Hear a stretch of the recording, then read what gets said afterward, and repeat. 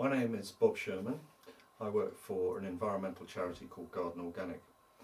Here in the village of Harbury, I am chair of the Harbury Energy Initiative, which is bidding into the Energy Share Fund. The village of Harbury has about 900 households, so it's quite small. And we are bidding into the large category of the Energy Share Fund. But being a village of only 900 households, we're quite small.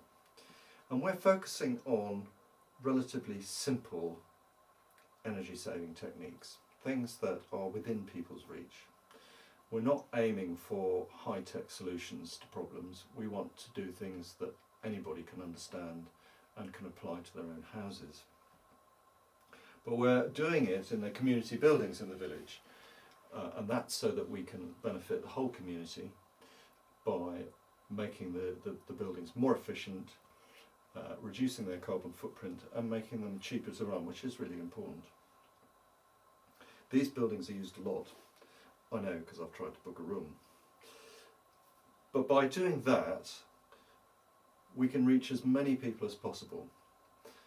We can reach those people that use the buildings, but also all the many people who come into the village to take part in the activities that you could join in here. There are some 50 or more different activities listed in our parish magazine that you can take part in, and they're very popular and well supported.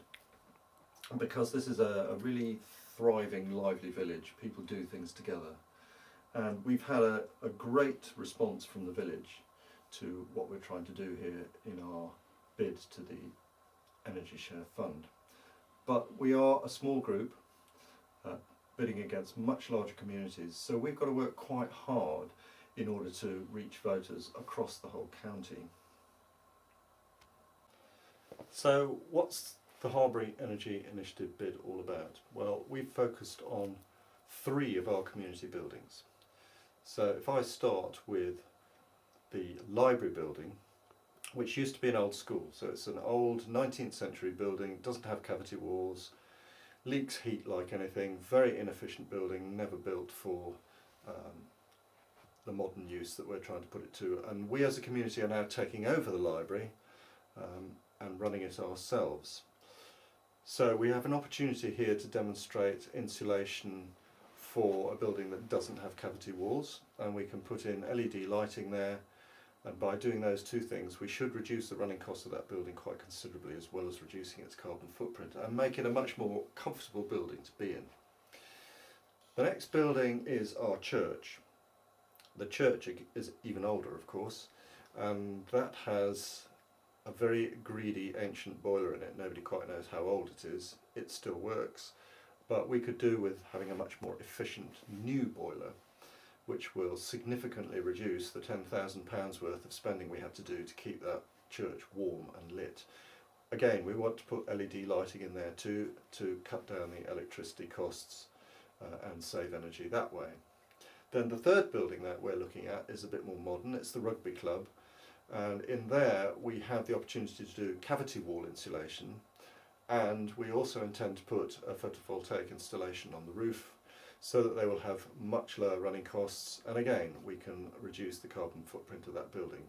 And in all those buildings, and in our village hall, which has recently installed photovoltaic cells on the roof already, we plan to put information boards up to show people what this is doing, how it's benefiting the community, how it is reducing carbon footprint and reducing energy costs, so that people can see and aspire to do things in their own home.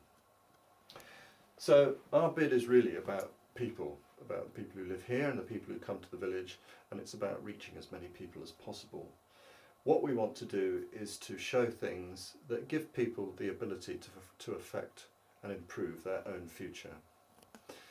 A recent report showed that 25% of the rural community are living now in fuel poverty, which is a pretty terrible statistic. And we want to do something to help those people, things that are within their reach, that they can understand. We must do something about these people, and we must do things for the future generations that follow us.